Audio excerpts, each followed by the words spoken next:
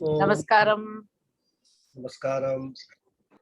Om Vakratunda Mahakaya Surya Koti Samaprabha Nirvignam Kuru Me Deva Sarvakaryechu Satvada. Om Shri Mahaganapataye Namaha. Om Shri Gurubhyo Namaha. Harihi Om Sadashiva Samarambham Shankaracharya Madhyamam Asmadacharya Padyantam Vande Guru Paramparam Asmat Gurubhyo Namaha. श्रुतिस्मृतिपुराणानामालयं करुणालयं Namami भगवत्पादं शङ्करं लोकशङ्करं शङ्करं शङ्कराचार्यं केशवं बादरायणं सूत्रभाष्यकृतौ वन्दे भगवन्तौ पुनः पुनः ईश्वरो गुरुरात्मेति मूर्तिभेदविभागिने व्योमवद्व्याप्तदेहाय दक्षिणामूर्तये नमः। ओम श्री मेधा दक्षिणामूर्ति स्वामिने नमः। ओम सहनाववतु सहनौ भुनक्तु सह वीर्यं करवावहै तेजस्विनावधीतमस्तु मा विद्विषावहै। ओम शांति शांति शांति। हरिः ओम श्री गुरुभ्यो नमः। हरिः ओम। ओम सच्चिदानंद रूपाय कृष्णाय कृष्णकारिणे नमो वेदांत वेद्याय गुरवे बुद्धिसाक्षिणे कृष्णद्वैपायनं व्यासं सर्वलोकहिते रतं वेदाब्ज भास्करं वन्दे शमादिनिलयं मुनिं सहस्रमूर्तेः पुरुषोत्तमस्य सहस्रनेत्रानन पादबाहोः सहस्रनाम्नां स्तवनं प्रशस्तं निरुच्यते जन्मजरादिशान्त्यै. So namaste once again everyone. Namaste, Guruji. Namaste, Guruji. गभस्तिनेमि सत्त्वस्थः सिंहो भूतमहेश्वरः आदिदेवो महादेवो देवेशो देवभृद्गुरुः. So in the last class we were seeing the meanings of the shloka and we have covered up to the nama Mahadevaha. Now we go to the next nama Deveshaha, the Lord of the Devas. Devanam Ishaha Deveshaha. So Ishvara is the Isha, the Lord of all the Devas. Who are the Devas? The denizens of heaven. Those who are occupying or who are residing in the heaven. You can say citizens of heaven. And the word Deva has got another meaning also, which is sense organs. They are also called Devas. And that includes mind also. Because it is these sense organs which light up all the objects, and that is how we gather the knowledge. So the word Deva is from Div Dhatu. Div means to light up, to shine. So that is why the sense organs are also called Devas in the Sanskrit language. So as the Atma Chaitanya which blesses the sense organs, he is Devesha. So that way also we can understand the Nama Devesha. Two meanings we can take. He is either Lord of all the Devas, or as Atma Chaitanya, he blesses all the sense organs, and that is why also he is the Lord of all the sense organs, Devesha. Then Deva Bhridguruhu. Deva Bhridguruhu means the ruler of the Lord of Devas. Earlier it was a general statement, the Lord of Devas. Now every group of Devas have got their own Lord. So he is the ruler of the Lord of Devas. And also another meaning, Adi Shankara take the protector of Devas and the possessor of all disciplines of knowledge. So Devan Bibharti iti Devabhrit. Shakraha tasya api shasitesti devabrit guruhu. Devanam bharanat sarva vidyanam cha garanadva devabrit guruhu.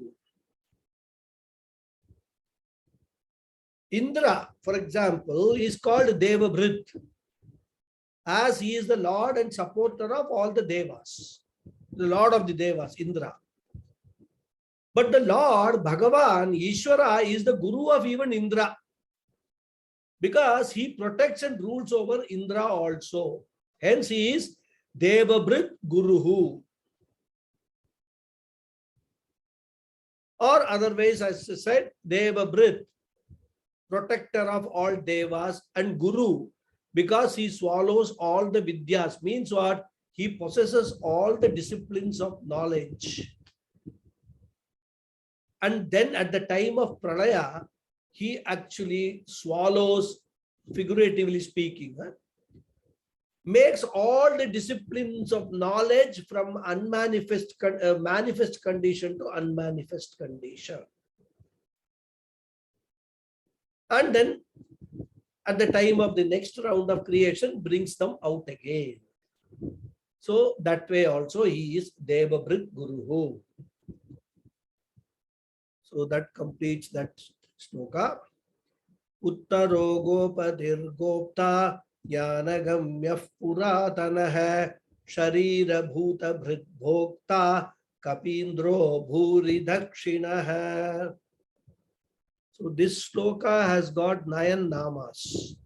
Uttaraha, Gopatihi, Gopta, Jnanagamyaha, Puratanaha, Sharira Bhudabhrit, Bhokta, Kapindraha, Bhuri Dakshinaha.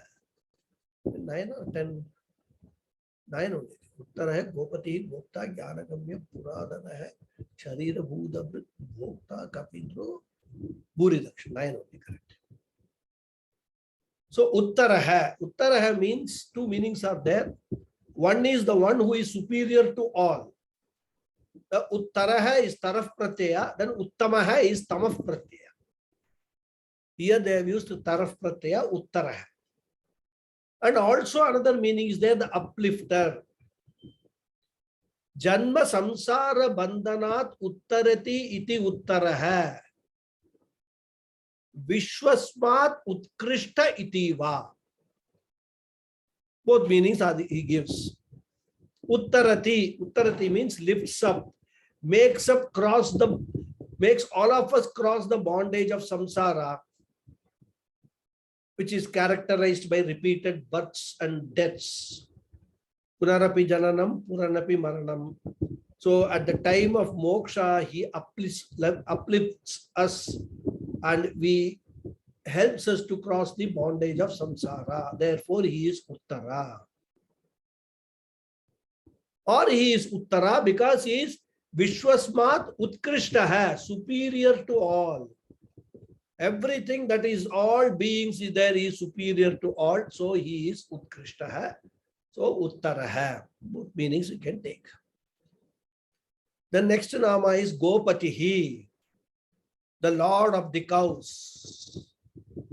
The word go has got another meaning called, which is the earth.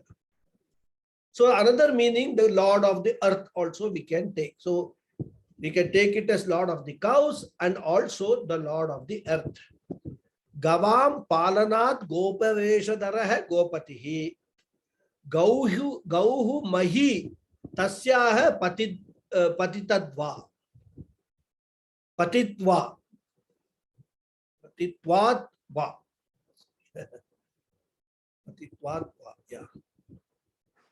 So as Sri Krishna, Bhagavan protected the cows, and so he is called Gopati, the Lord of the cows. And as I said, the Mother Earth is also called Go, and hence he is Gopati, the Lord of the earth also. This word Go, actually it is described in Sanskrit language as a Shabda Rashi.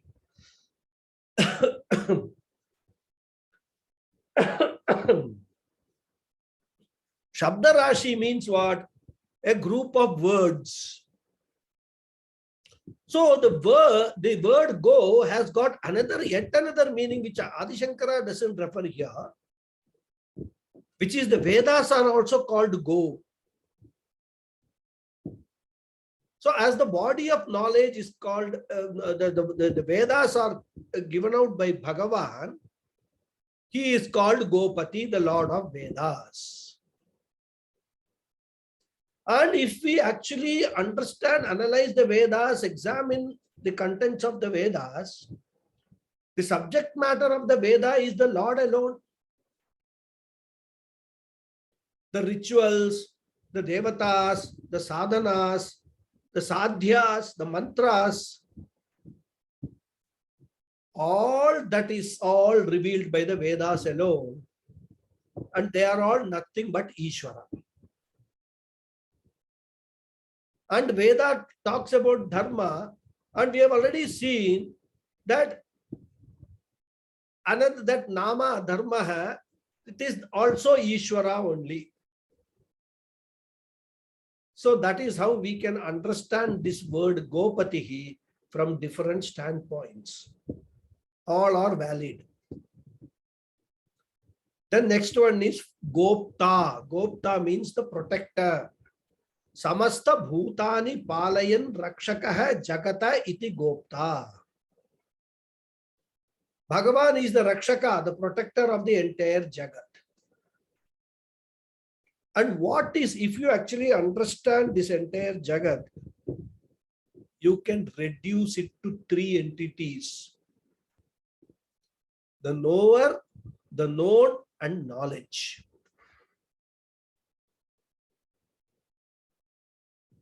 From the Adi Devika standpoint, Adi Bhautika standpoint, and Adhyatmika aspects, you can reduce it into a knower, known, and knowledge.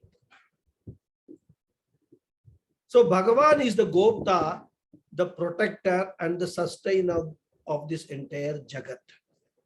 Sarva Bhutani Palayan Rakshakaha. So that is why he is Gopta. Jnana Gamyaha, the one who is to be attained by knowledge. Na karmana, na jnana karmabhyam va gamyate. Kintu jnanenaiva gamyate iti jnana gamyaha. Many people in the class have, raised these doubts in the past. Whether karma yoga also will lead to understanding or discovering Bhagavan, whether bhakti yoga will lead. Here Adi Shankara puts to rest all such different opinions. Jnane naiva gamyate iti jnana gamyaha. If he is a sustainer of the Jagat, and if he is everything, then how are we to know him? Bhagavan is already Siddha. How attained as one's Atma. And in spite of it, if we think that we have to reach him, we have to travel to some loka to reach Bhagavan, it is nothing but an exhibition of ignorance. The problem with most of us is somebody tells us something, whether right or wrong, we don't even think, we just believe that person.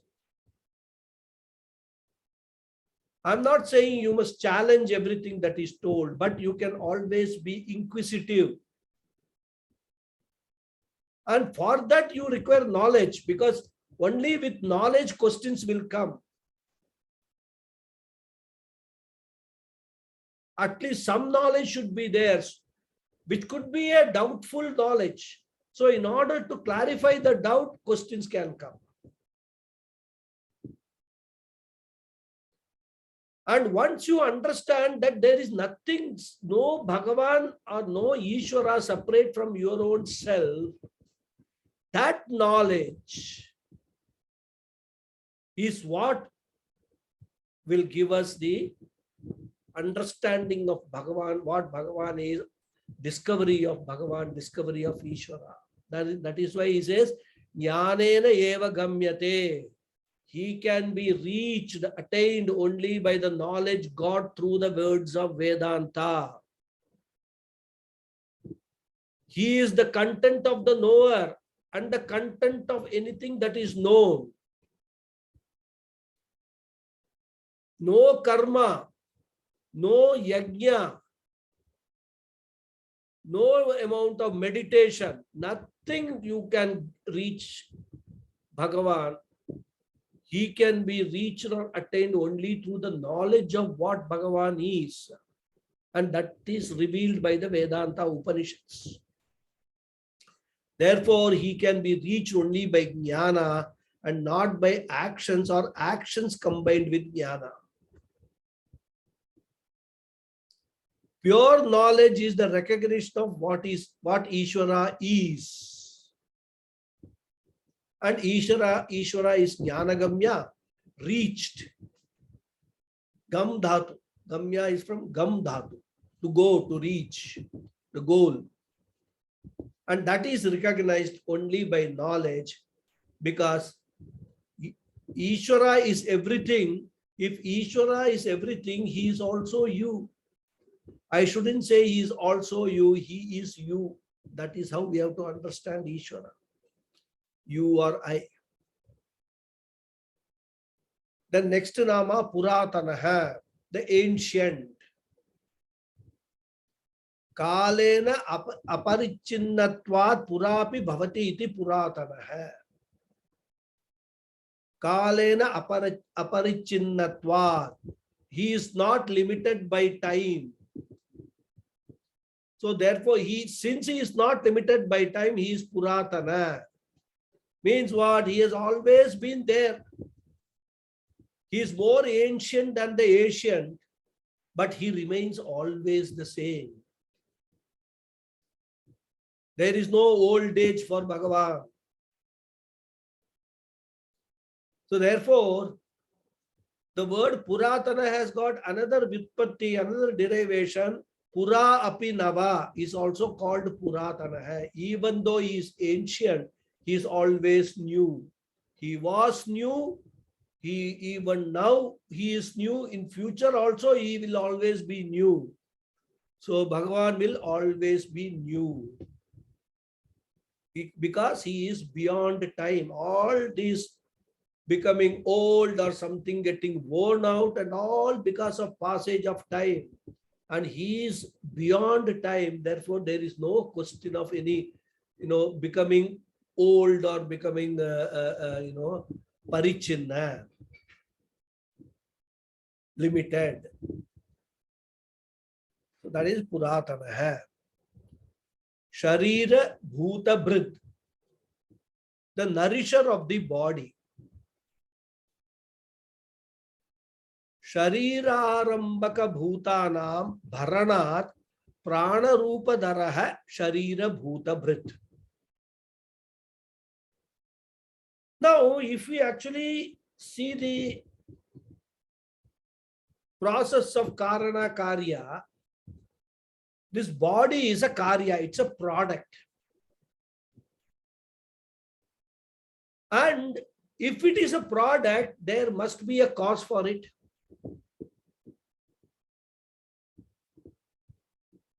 Not necessarily one cause, there may be many causes for that, all combining together.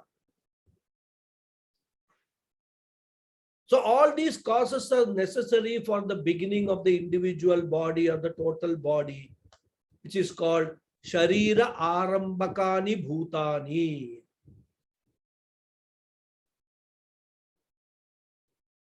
In fact, if we take that this body is made of the Pancha Bhutas, they have all to be put together in a certain proportion for the body to be created. Tattva Bodha students will recall that we have seen all these things in Tattva Bodha.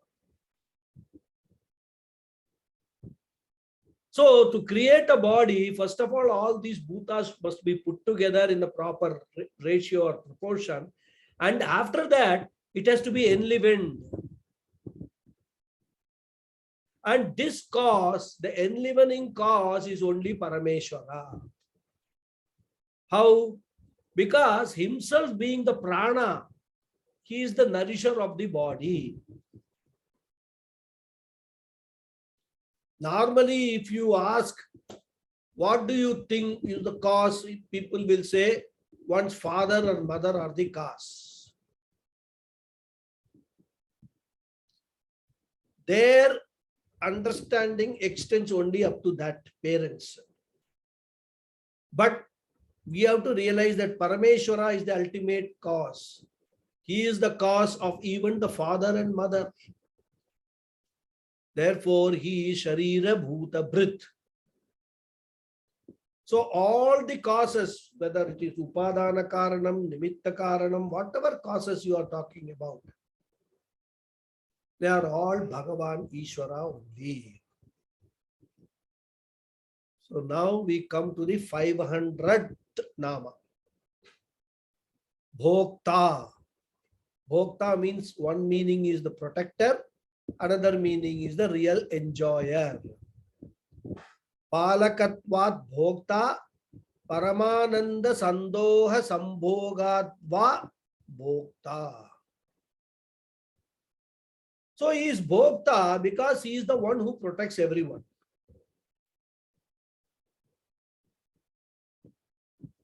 How he protects? This physical body which we have, it is called bhogayatana. Again, Tattva Bodha students, if they recall, they will remember this particular phrase we have used in Tattva Bodha. Bhogayatana.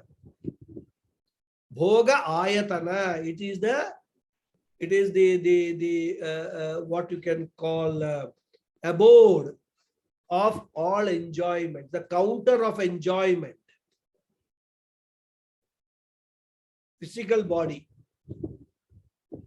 And the subtle body, along with the mind and the prana, is the bhoga sadhana, the means of enjoyment. And Bhagavan is the one who sustains and puts together all these causes for the physical body and also the subtle body, because they are all meant for the enjoyment of the karma phala. Enjoyment, or I would put it, extend it, experiencing the karma phala. Because all karma phalas are not necessarily enjoyed.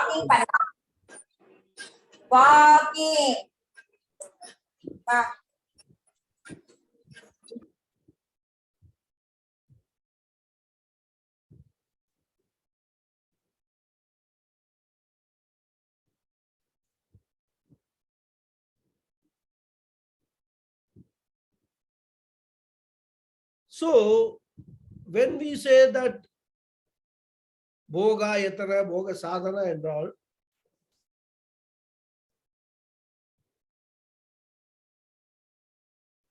who is the bhokta, enjoyer?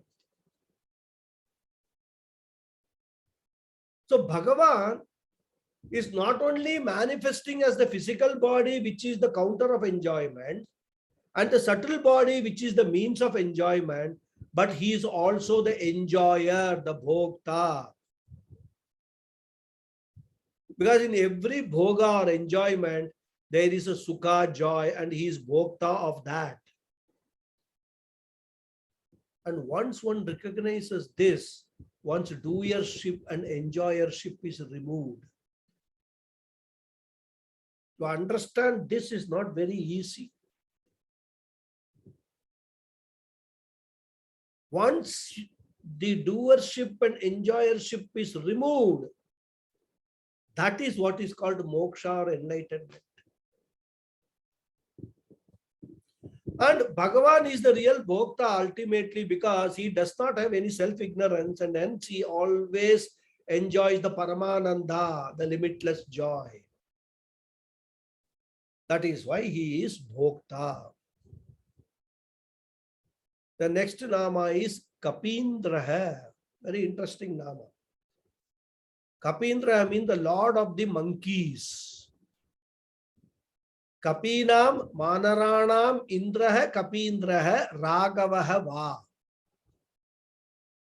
Kapischa Asau Indrascha Iti Kapindraha.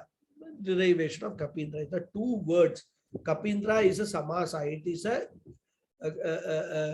complex word, not simple word. So two words are getting together, say Kapindra, or joined together.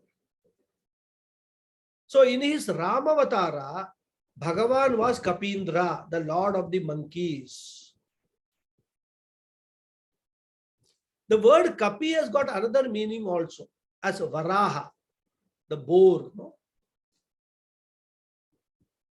So we can take it as a reference to Varaha Avatara also. He is Kapindra. Both ways, Ramavatara and Varaha Avatara, amongst the Dashavataras of Vishnu, both of that we can take the meaning as Kapindra. Puja Swamiji brings this a deeper meaning. Our mind, Chitta,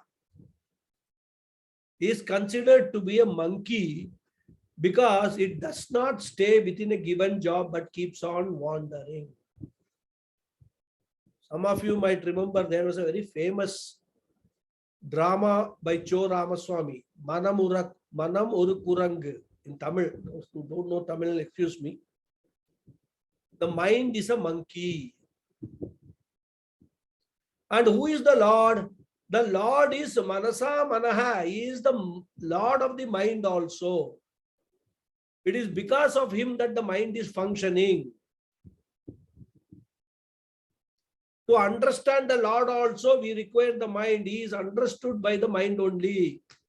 Yatra yatra mano yati tatra tatra tavapada pangajam. O Lord, wherever my mind goes, there I see your lotus feet. I find that I cannot move away from you. You are the Lord of the mind. So we need not actually control the mind, tame the mind and all that. What is required is the mind has to only to be enlightened. Enlightened in such a way that wherever the mind goes, it lands on Ishvara alone. Whatever the mind thinks of, that is Ishvara. So you don't need to, you don't need to tame or control the mind. You need to channelize the thought process. So that every thought that comes in the mind eventually lands on Ishvara. Why? Because the mind will land on anything that is there for us to experience, and everything is Ishvara only. So even when we are experiencing the material objects in this world, either living or non-living, if we learn to look beyond their nama rupa, if we train our mind to look beyond their names and forms, it will automatically land on Ishvara alone. So as the Lord of the monkey-like mind, he is Kapindra. Because we cannot change the nature of the mind. Chanchalam hi mana Krishna, says Arjuna. He said, my mind is always going here and there. And Krishna says, yes, I know that, because that is the nature of the mind. You cannot change it, Arjuna. All that you can do is train the mind, manage the mind, channelize your thoughts so that it always lands on Ishvara. So, being the Lord of the monkey-like mind, he is Kapindra. Next Nama, Bhuri Dakshinaha. Bhuri Dakshinaha. Dakshina is a word we all understand. Whenever we conduct any ritual or anything, we give dakshina to the priest. Bhuri Dakshina, I mean the one associated with plenty of Dakshinas. Bhurayaha Bahvayaha Yajna Dakshinaha Dharma Maryadan Darshayataha Yagyam Kurvataha Asya Vidyante iti Bhuri Dakshinaha. Bhuri means plenty. So Bhuri Dakshina means Dakshina that is given in plenty or given to plenty of people also.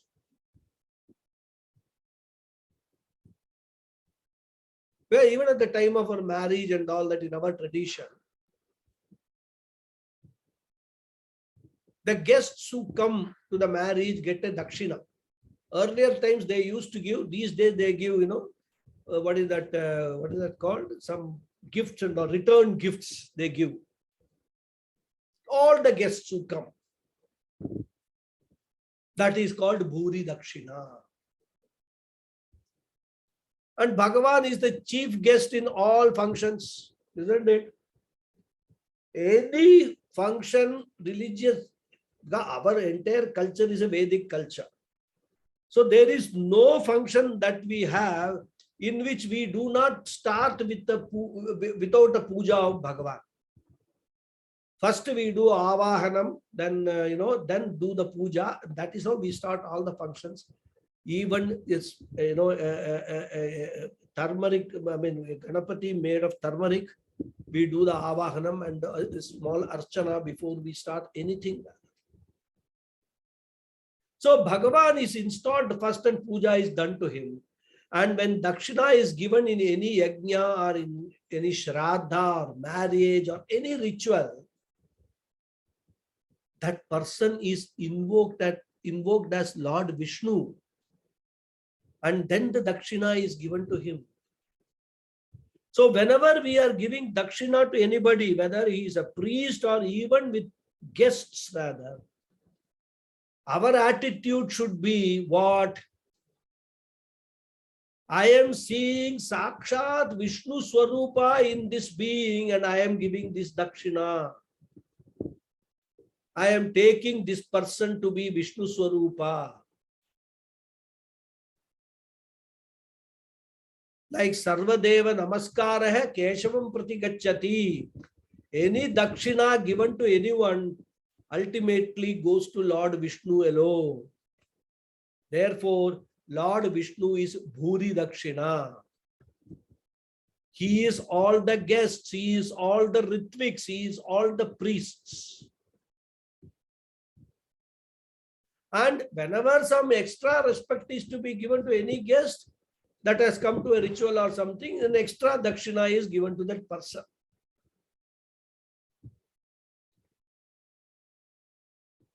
That is again, we bring in a little bit of Dvaitam in that differentiation. There is no differentiation in Bhagavan. Therefore, whenever any Dakshina is given as a part of any yajna, that Dakshina goes to Bhagavan alone. Because he is yajna, we have seen that nama earlier, and he is also Dakshina. He alone is the yajnakara who does the ritual. And in keeping with dharma, gives the maximum dakshina that he can.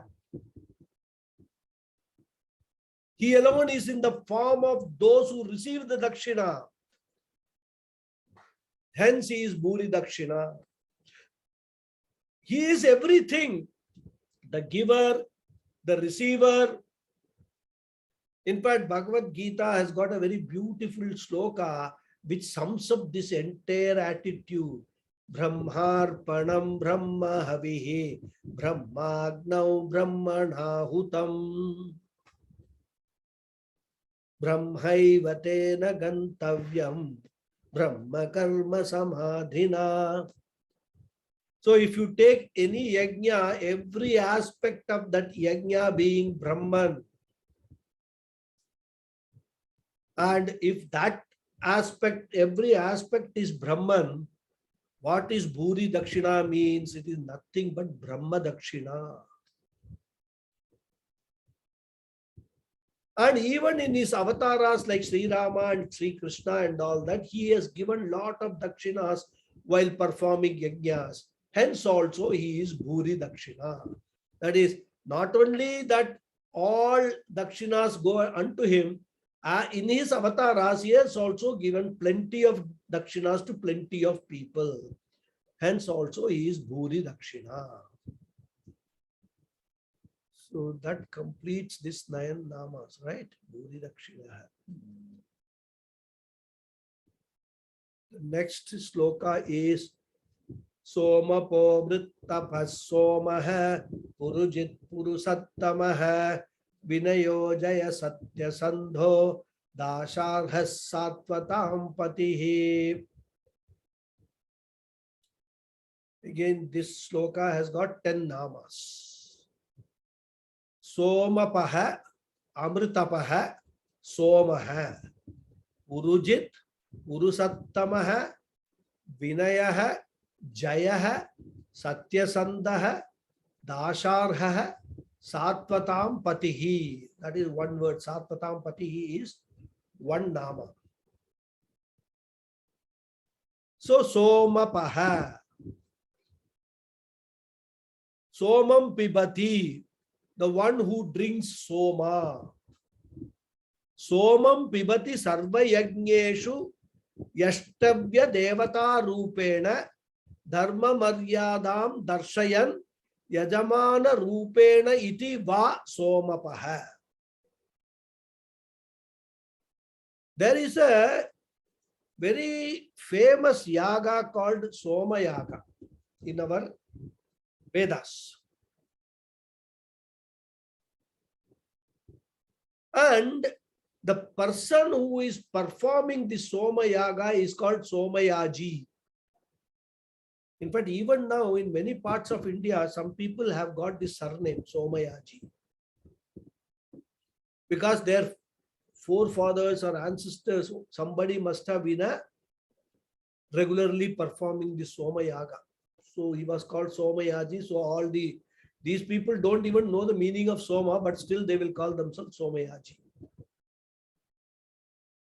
So in this Vedic ritual, in this Soma Yaga, the juice of a Soma plant is extracted and is offered as an oblation to the Devata that is invoked in the Yajna.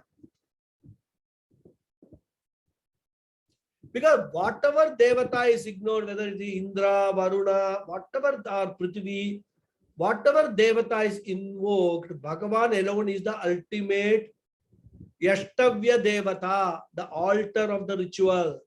And whatever is offered to any Devata, Bhagavan alone receives the Soma that is offered, and therefore he is called Somapa, the one who drinks the milk, the Soma. And the person who is performing the Soma Yaga rituals, after doing offering to Bhagavan or Devata, to Bhagavan through the Devatas, he also drinks the Soma juice as a prasada. So he is also called Somapa. So Bhagavan Ishvara is called Somapa. The person who is performing the Soma Yaga is also called Somapa. Again, if you actually then further extend whatever we have learned till now, it is Bhagavan alone who is manifest as the Yajamana of the Soma Yaga. And therefore, there is no difference between Bhagavan and the Yajamana of the Soma Yaga. That is why both of them are Somapa. In fact, there is no both of them. There is only one Somapa. So this is the meaning of the word Somapa. Then Amritapaha, the one who drinks Amrita.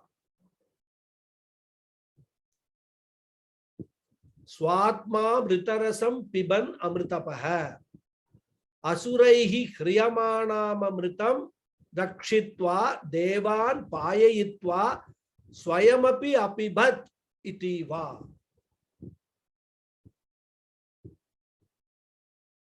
So the Jiva does so many rituals because he wants karma phala.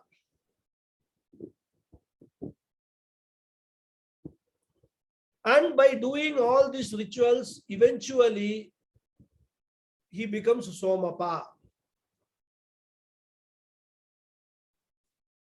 But what phala does Bhagavan want to become a Somapa? Bhagavan is not, he does not have any karma at all. So where is the question of karma phala? Therefore, even though we called in the previous nama him as Somapa, it is all figurative, like drinking. It's all figurative. From our standpoint, he is a Somapa, but from Bhagavan's own standpoint, he does not need anything because he is Amritapa. Bhagavan revels in his own Swarupa Ananda, and even the word Amritapa is figurative expression as one who drinks Amrita, the nectar. So, Somapa, Amritapa, all these are all figurative expressions from our standpoint of view in terms of understanding Bhagavan, in terms of discovering what all the nature of Bhagavan is. From Bhagavan's own standpoint, he just rebels in the Swarupa Ananda. He has no karma, no need for any karma phala. He doesn't need anything at all. So that is Amritapaha. Then Somaha. Somaha has got two meanings. Somaha, one meaning is the one in the form of the moon. That is why Monday is called Somavaram. Even in English, according to the Roman or Gregorian calendar, the word is Monday means what? Moon day. And we have recognized that moon, dedicated day for moon is Monday. So this is one meaning. Somaha means the one who is in the form of moon.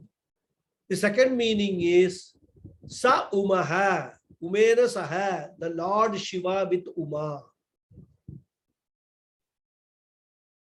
Soma Rupena Aushadihi Poshayan Somaha. Umaya Sahitaha Shivaha Va. Now, what is the importance of this moon? Is moon there just because it is a luminary object, it is there in the sky, and then it goes around the earth, gets illuminated by the sun, then it goes through phases, what they call what is that? Shukla Paksham, Krishna Paksham and all that. Is it that only? Is it what that is? There is nothing in this universe which does not perform a role, an important role for sustenance of life on this entire universe. In this, at least with reference to the moon that we are seeing every day, with reference to that sustenance of life on the earth. How does it do that? The moon nourishes the plants. And it is the Lord alone who is nourishing the plants in the form of moon. And therefore he is called Soma. Somo Bhutva Rasatmakaha. He nourishes the plants with the nourishing sap by being Soma. Because the word Soma also means a sap, which is the food for the plants. And that sap is manufactured by the moonlight, in the moonlight. So that which is in the form of the sap in the food is that is Soma, and it is Bhagavan alone. Or the other meaning, Soma can be taken as the one who is with Uma. He alone is the Lord Shiva who is with Uma all the time. Here Uma represents Brahma Vidya. And he is Soma, being ever endowed with Brahma Vidya. So that way also we can understand the word Soma. Then Purujit. Purujit means the one who vanquishes the many people. Purun, Bahun, Jayati iti Purujit. So the word Purun means Bahun, many, multitude. And Bhagavan is called Purujit, the vanquisher of many. Because whoever claims victory in any battle by vanquishing all his opponents, it is the grace of Bhagavan alone which helps one to win over all the enemies. And the classic example of that we see in Bhagavad Gita. It was because Bhagavan he blessed Arjuna that Arjuna could win against the great army of consisting of even Duryodhana. Is a great fighter. Bhishmacharya, Dronacharya, everybody they could defeat only for one reason, that Bhagavan Krishna was on this side. Therefore, the grace of Bhagavan helps one to win over many enemies. And that is one of the lessons that we have to take away from Bhagavad Gita. Keep always Bhagavan on your side. And whenever we are talking about opponents or enemies, we are not just talking about enemies outside, but also the enemies inside. The word enemy itself means the one or that which is inimical to your well-being is called an enemy.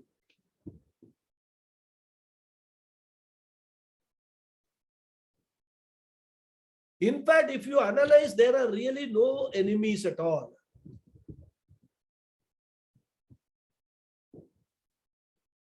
Internal enemies, they create what you do not want, like desire, anger, greed, etc.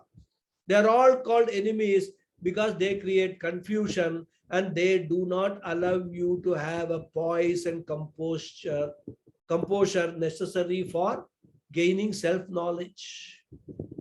So when you get into Vedanta, when you get into trying to gain self-knowledge, all these things, Kama, Krodha, Lobha, Moha, Mada, Matsarya, they become obstacles. That is why they are enemies. If you are able to conquer them, vanquish them, there are actually no enemies at all.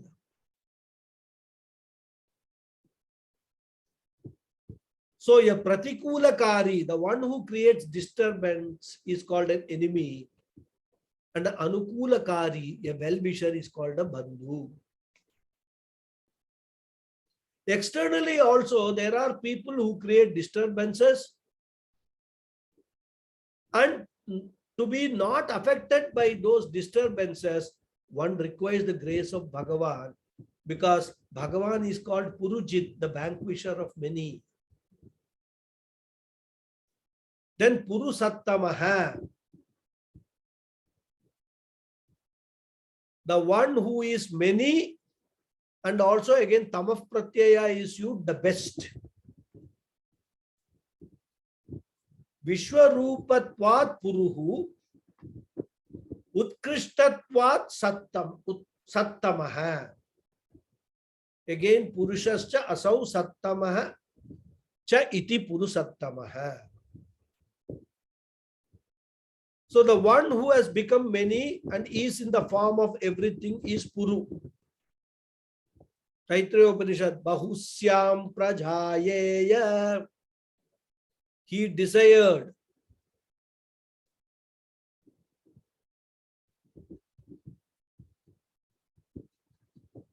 Let me become many and create many. He was one. He desired, he took a sankalpa, let me become many and create many. And then he created this entire Jagat. So being in the form of the Jagat, he is Puru, many. And at the same time, he is Sattamaha, the best. So both these words, the Puru and Sattamaha, they represent the material cause and also the efficient cause. Both Upadana Karanam and Nimitta Karanam. Therefore, Purusattama is Abhinna Nimitta Upadana Karana. Undifferentiated material cause and efficient cause. That is Purusattama. Then Vinayaha. Vinayaha means the one who has got humility. Another meaning also is there, the one who disciplines. Adi Shankara brings both the meanings. Vinayam, Dandam, Karoti, iti Vinayaha. So Vinaya is the one who has humility and he does not boast. And we have seen again and again, Bhagavan is limitless and hence he does not require to boast. Who are the people who keep on boasting? They feel very limited and they want to somehow boost their own ego by getting the appreciation of other people, and so they go around boasting. But we have seen the more knowledge that one has, the more adequate one is, there is either less boastfulness or no boastfulness.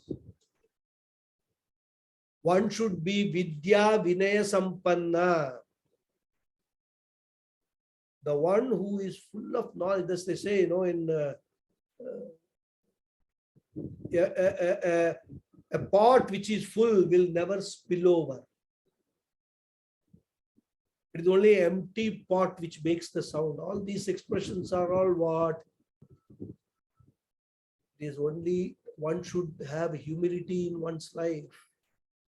And the humility will automatically come when you gain Vidya. Vidya and Vinayam they go together. So if endowed with knowledge, one should also have humility. Knowledge is something to be grateful about because Bhagavan's grace is there. That is why we gain this knowledge. And for gaining the knowledge, we require focused learning,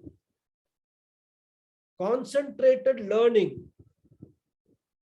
And concentrated learning cannot take place if there are a lot of obstacles. And in order to remove those obstacles, we require Bhagavan's grace. Therefore, knowledge is something to be grateful about and nothing to boast about. And we must also understand that Bhagavan cannot be flattered by our praise and all that. We say that Bhagavan is all-knowing, even without knowing what that all-knowingness is, isn't it? That is why this entire Vishnu Sahasranamam. When we say Bhagavan is all-knowing, he is in all forms and all names of Bhagavan's names, Acharya points out at least 1,000 names. If you understand it, then you will understand everything else about Bhagavan, everything else about this entire Jagat.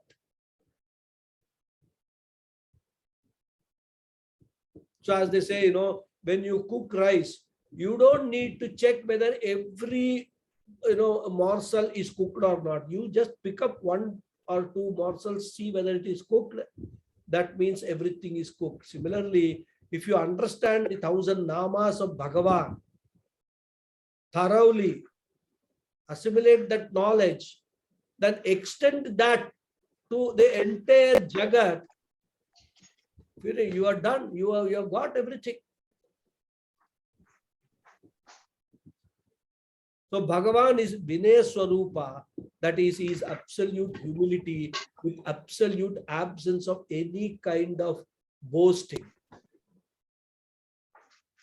And he is also Vinaya because he brings about Vinaya, humility, to those who are puffed up with pride. As they say, pride goes before a fall. Still getting some disturbing sound. Somebody is unmuting and by chance, if you get unmuted, please mute it again. Because it becomes a little difficult sometimes. So as I was saying, pride goes before a fall, as they say in English. So Bhagavan brings about situation where they have a fall. And after the fall, many people recognize that everything has been given by Bhagavan alone. So there is nothing to be proud about. In fact, the Keno Upanishad gives a story of the Devas. There was a fight between Devas and Asuras, and the Devas won that fight, that war.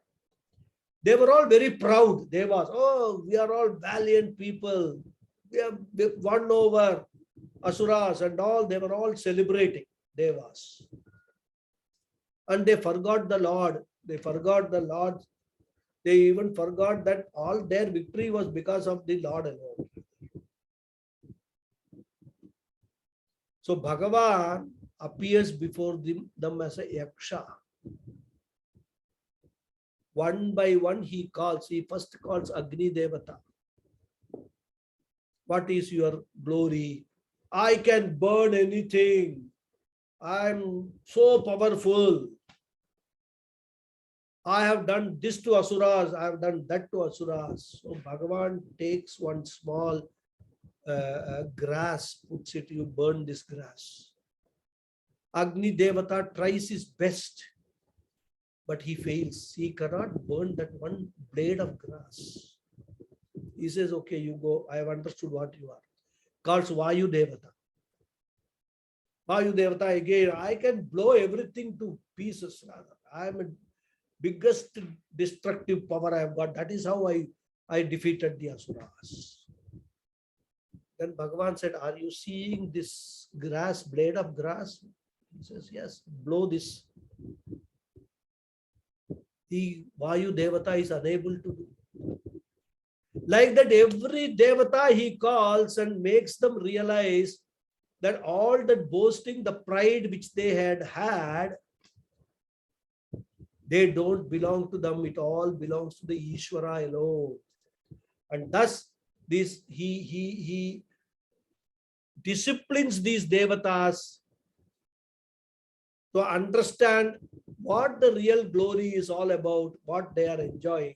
It is only because of the grace of Ishvara. There is no glory other than Ishvara's glory. So that's a very beautiful. I have not gone into too much details of that Keno Upanishad story, but it's a very interesting story. Then Jayaha.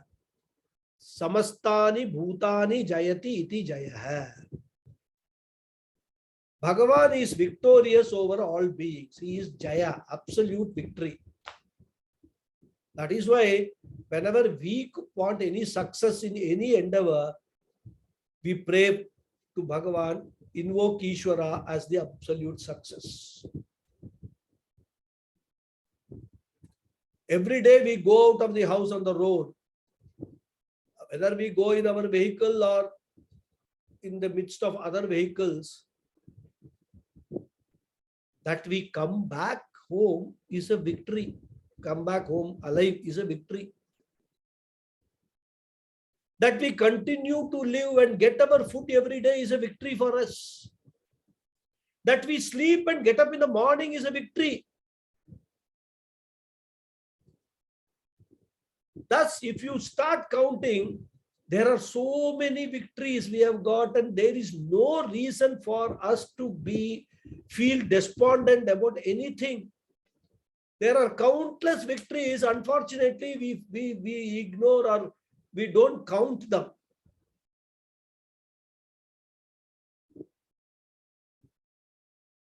This does not mean that there are not instances where we fail. Therefore, we can say at best that our victory is relative. But Bhagavan is absolute victory. And that is why we pray to him for our success. So he is Jaya. So we'll stop here and then continue in the next class. Okay. Satya Sandha is the next now.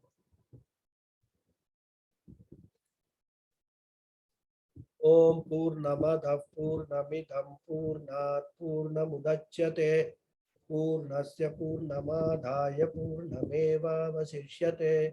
Om Shanti Shanti Shanti Harihi Om Shri Gurubhyo Namaha Harihi Om.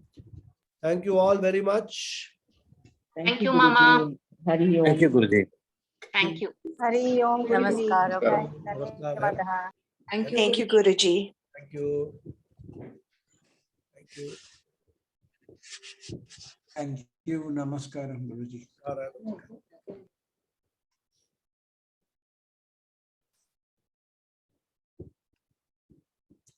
If anybody has got any questions, you can please raise your hand. If no hands are raised, we can close the session.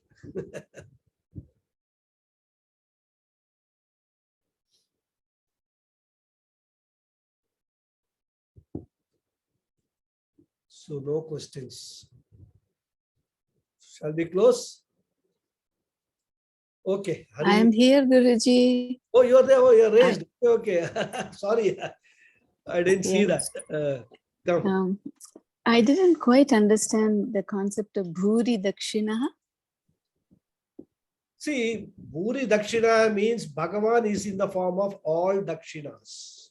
The word Bhuri means plenty. Bhakvayaha is said, Bhashyakara, Adishankara. So Bhuri itself means plenty. So plenty of Dakshinas. Either you can take it of plenty of Dakshinas being received or plenty of Dakshinas being given. Both are Bhuri Dakshina. And if we see everything, whenever we are giving Dakshina to anybody for that matter, that's why I said the attitude should be, I am not giving this Dakshina as some Dhanam or anything. Dakshina is different from Dhanam. Dakshina we give with the attitude that the other person is, the receiver is a Bhagavan himself. That's why when the priests come to our house to perform rituals and all that, what we give them is not Dhanam, but it is Dakshina. Dhanam is something that we give to somebody to help that person. Dakshina is an offering with reverence we make to the God through this person. To whomsoever we are giving a Dakshina is only a nimitta for Bhagavan, just receiving it, because all Dakshinas that everybody gives goes ultimately to Bhagavan alone. That is why I said that, Sarvadeva Namaskare Keshavam Prati Gacchati, it is said, all Namaskaras we do to any Devas, Sarvadeva Namaskara, it all goes to Keshavam, Vishnu, Parameshwara only. So you need not worry, oh, I have to do Namaskara to this Deva, I have to do this Namaskara to that Deva. You need not worry. Any Namaskara you do to any Deva, any Devata, all will go to ultimately the head office only. So this is how our attitude we should start developing to see Ishvara in everything. And Vishnu Sahasranamam helps us in doing that. Provided we chant Vishnu Sahasranamam, we recite Vishnu Sahasranamam, understanding the meanings. If you just say Vishnu, Vishnu, Shakara, Bhudam, Vyabhat, Prahu, what meaning you understood in that? And that is why, the doing Archana is a better form than chanting the slokas, reciting the slokas. Because in the Archana, what we do, one individual namas we take. Om Vishwasvai Namaha. Then if you have got real, interest in that, when you say Om Vishwasvai Namaha, for a few seconds you can visualize what that Vishwasvai Namaha is based upon what you have learned. So whenever we are doing this Archana also, all these are all meant, as I keep saying again and again, not meant for our time pass or not meant for, just, okay, we have nothing else to do, we'll do this. No. They're all meant for increasing our understanding of what Bhagavan is, what Ishvara is, bringing in more and more and more Ishvara in our life. The stage when we reach that everything in my life is Ishvara alone, that is the most mature stage that we can reach. So these are all the means which help us to do that. So you got the meaning of Bhuri Dakshina? Thank you. Okay, Hari Om. Hari Om. Guruji, how is the word Varadakshina arrived at? Sorry, I couldn't get the question. Sorry, not Dakshina. I'm saying Varadakshina. How is the word Dakshina arrived at? Oh, I will Dadati, check that up. Offhand, I will have to find out what Right. is the Utpatti of Dakshina. Right. Because I think I mean, Dakshina Daksha Dhatu Yeah. should be there, right? Then what Pateya comes there, we'll have to see. But let me check up. Maybe next class I'll tell you what is the Utpatti of Dakshina, right? Thank you, Guruji. Anything more? Any more question? Nothing is there. Then Hari Om. We will see next Sunday. Thank you. Thank you.